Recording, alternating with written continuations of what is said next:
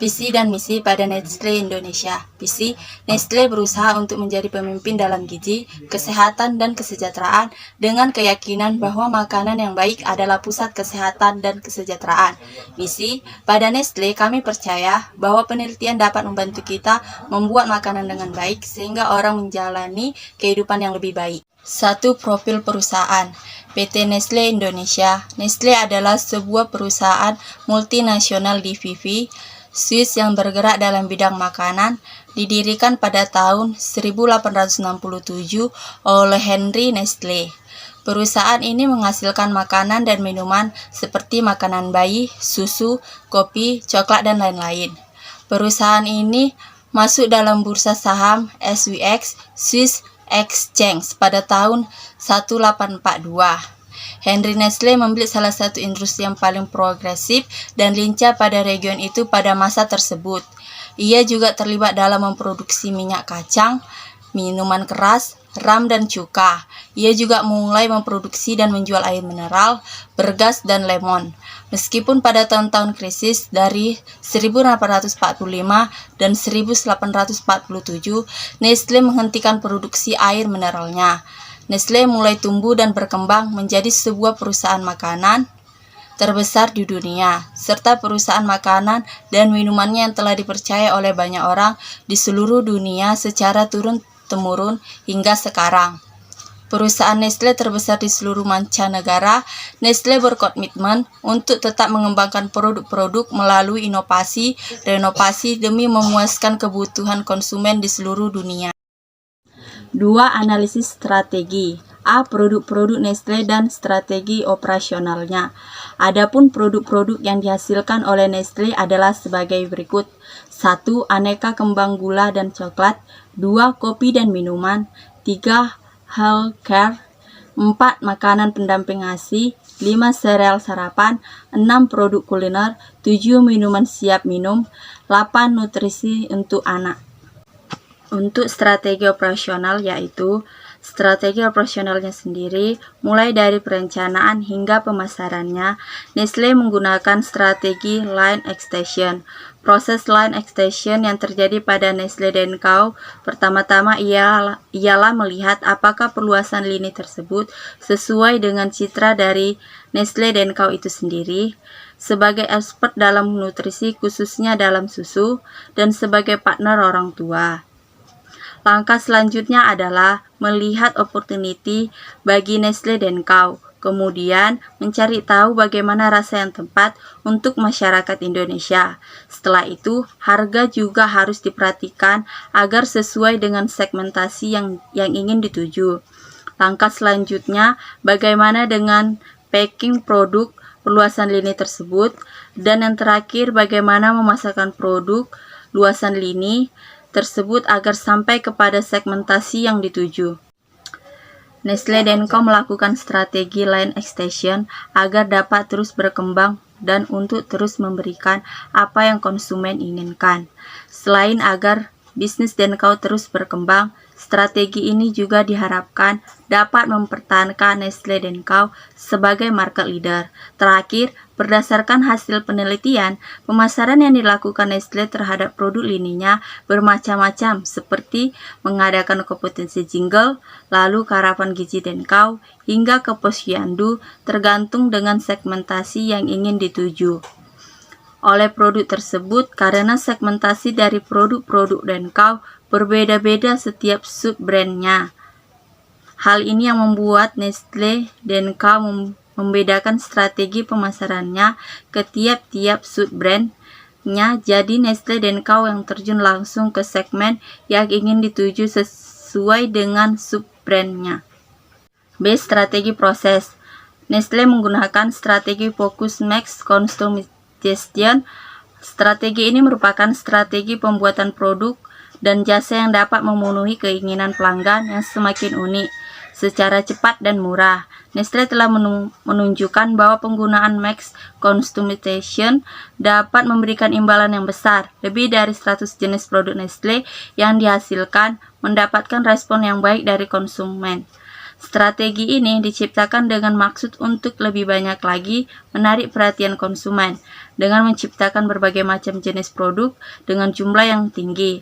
Alasan dasar penerapan strategi ini adalah konsumen memiliki permintaan yang tidak tetap. Selera pasar selalu berubah-ubah, sehingga setiap perusahaan harus dapat menyesuaikan produk yang akan dihasilkan dengan selera pasar. Nestle adalah perusahaan makanan terbesar di seluruh dunia dengan ribuan macam produk dan unit bisnis di lebih dari 84 negara. Nestle menerapkan strategi manajemen kontrol sistem yang terdesentralisasi dengan mendelegasikan otoritas pengambilan keputusan di masing-masing unit bisnis sehingga keputusan-keputusan yang diambil sesuai dengan kondisi di masing-masing negara. Untuk mengkoordinasikan seluruh unit bisnisnya di seluruh dunia, maka dibutuhkan peranan sistem teknologi informasi yang bisa mengkoordinasikan seluruh aktivitas bisnis agar diperoleh kompetitif advantage. C. Pengelolaan kualitas. Pada Nestle, kualitas melampaui produk itu sendiri. Seluruh dunia dan seluruh merek Nestle terlibat dan berbagai inisiatif sosial dan lingkungan bersama-sama membuat perbedaan cukup. Sebenarnya adalah bagaimana kita melakukan bisnis di Nestle dan merupakan bagian dari apa yang kita buat, menciptakan shared value. Bagi Nestle, peduli tentang kesejahteraan orang lain dan lingkungan merupakan bagian integral dan janji Nestle untuk meningkatkan kualitas hidup melalui makanan dan minuman yang baik di mana-mana. Komitmen Nestle untuk rasa, sehat, dan dipercaya produk telah akan selalu terikat untuk menghormati kita, untuk lingkungan dan orang-orang di Nestle bekerja, termasuk dengan para petani yang memasuk bahan baku dan masyarakat di mana Nestle beroperasi. D. Kapasitas produk. Kapasitas adalah hasil produksi atau jumlah unit yang dapat ditahan, diterima, disimpan, ataupun diproduksi oleh sebuah fasilitas dalam suatu periode waktu tertentu. Dalam hal ini, perusahaan Nestle menerapkan bauran antara kapasitas efektif dan kapasitas desain, di mana perusahaan ini menargetkan hasil yang akan diproduksi dalam satu periode waktu tertentu dengan fasilitas yang telah diperkirakan dapat menghasilkan jumlah unit tertentu. Adapun taktik yang digunakan Nestle untuk menyesuaikan kapasitas dengan permintaan pasar adalah A. Menyesuaikan peralatan dan proses, meliputi pembelian mesin tambahan atau menjual atau menyewakan peralatan yang ada. 3 tahun belakangan ini, PT Nestle Indonesia telah melakukan perluasan pabrik-pabrik maupun sistem input pada operasional fasilitas, seperti perluasan pabrik susu di Kejayaan Factory, Pasuruan akhir Maret baru-baru ini, yang dapat diharapkan dapat mencapai target produksi susu 1 juta liter per hari, memperbaiki metode untuk meningkatkan hasil produksi, desain ulang produk untuk meningkatkan hasil produksi. B. Mengubah staf yang ada, menambah atau mengurangi jumlah karyawan. Perusahaan raksasa makanan bernutrisi Nestle memiliki rahasia yang unik untuk dalam rekrumen karyawan. Sukses mereka menjaring tenaga profesional berkualitas terletak pada strategi menjaga calon-calon karyawan potensial tetap santai dan sabar menunggu kesempatan untuk bergabung. Strategi rekrumen Nestle adalah memastikan para kandidat yang ingin bergabung setia menunggu hingga tahun berikutnya ketika lowongan pada berbagai posisi telah tersedia. Berbicara pada konferensi rekrumen dan resensi yang diselenggarakan oleh Gardner Institute of Personnel and Development Inggris pekan lalu, kepada bagian rekrumen Nestle, Fiona White mengungkapkan adanya kandidat relationship manajemen di perusahaan. Menurut White, strategi tersebut berhasil mengurangi biaya proses rekrumen sehingga perusahaan bisa menghemat mencakup signifikan. 3. Analisis pertimbangan pemilihan lokasi. Keputusan lokasi sering bergantung kepada tipe bisnis. Untuk keputusan lokasi industri, strategi yang menggunakan biasanya adalah strategi untuk minimalkan biaya. Sedangkan untuk bisnis eceran dan jasa profesional, strategi yang digunakan terfokus pada memaksimalkan pendapatan. Secara umum, secara lokasi adalah untuk memaksimalkan keuntungan lokasi bagi perusahaan. Pemilihan lokasi Nestle sendiri adalah dengan alasan untuk mendapatkan bahan baku komoditi terbaik seperti komoditi kopi terbaik di Lampung untuk Panjang Factory atau Nescafe, dan kualitas susu terbaik di Pasuruan untuk Kejayaan Victory atau Denkau. Dengan demikian, Nestle telah mengurangi biaya operasional berupa biaya angkut bahan baku. 4. Kesimpulan dan saran. Kesimpulan, setelah menganalisa dan mempelajari sistem di PT Nestle, maka kami dapat mengambil kesimpulan. 1. Perencanaan manajemen strategis dibuat untuk membantu perusahaan dalam mengenali kekuatan dan kelemahan agar menyiapkan strategi yang tepat untuk mendapat keunggulan kompetitif.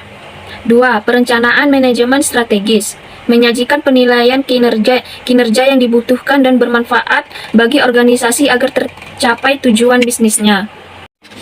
Saran, Nestle adalah perusahaan multinasional yang sangat besar serta perusahaan yang dapat merajai pasar makanan di pasar dunia. Berdasarkan hasil penelitian dari data-data yang didapat, maka penulisan memberikan saran yang mungkin dapat dijadikan masukan dan perbaikan di masa yang akan datang adalah sebagai berikut. A. Sebaiknya perusahaan lebih meningkatkan lagi ketelitian dalam pelaksanaan manajemen operasi pada perusahaan, terutama dalam memperhatikan pengalaman serta produk yang dihasilkan oleh perusahaan. B. Sebaiknya perusahaan lebih meningkatkan kinerja karyawannya supaya dapat mengoptimalkan potensi dari sumber daya manusia yang ada di perusahaan serta menanamkan kesadaran yang akan tanggung jawab terhadap petugas yang diberikan perusahaan. C. Sebaiknya perusahaan lebih menekankan lagi peraturan-peraturan yang ada di dalam setiap cabang-cabang perusahaan di setiap negara, sehingga dapat menjadi dasar yang kuat untuk dapat lebih mengembangkan dan menjaga ekstensi perusahaan di pasar dunia.